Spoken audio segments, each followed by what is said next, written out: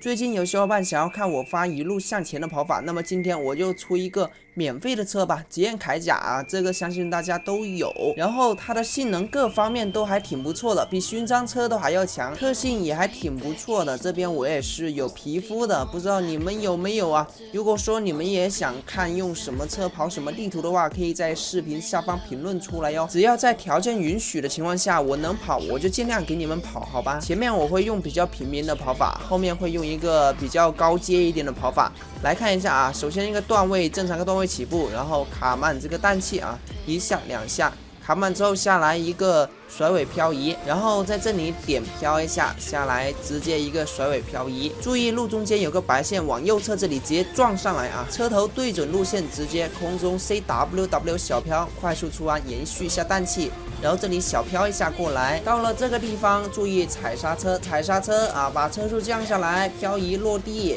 然后再来个进阶氮气，在前面这个弯道就是进阶，开个 ECU 过来，小飘快出，然后空中 CWW 踩上火车，然后延续一下往这个位置，在空中 CW 小飘，不能拖得太久啊，注意延续一下氮气，再来个进阶。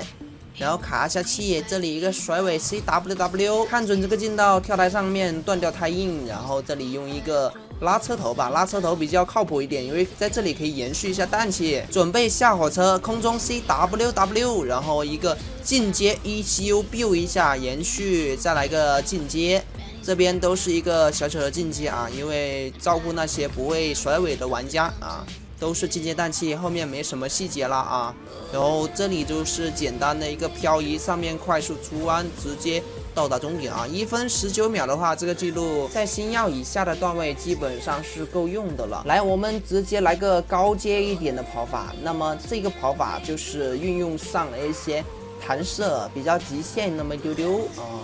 首先断脚起步，同样的卡满氮气，在我们落地的时候是保留一个小喷组成 WCWW， 这里小飘腾空起来也是同样的，保留了落地喷组成 WCWW， 踩上去，然后空中 CWW 小飘快速出弯，然后在前面直接弹射一波，在这里我们直接就来一个跳台，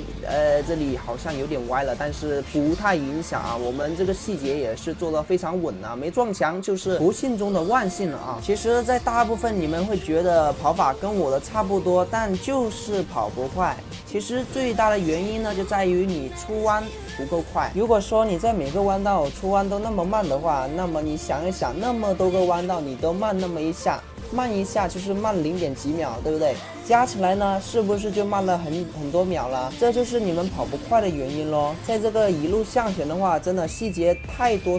了，不是说我把这个跑法给你们看了就能跑很快，这个就是给你们做一个参考吧。跑法的一个参考，剩下的那些细节呢，你们就得慢慢的去看，去摸索一下。虽然我这个细节做的不是特别的好啊，但起码也不是很拉垮嘛。最终记录1分17啊，比那个普通的快了2秒。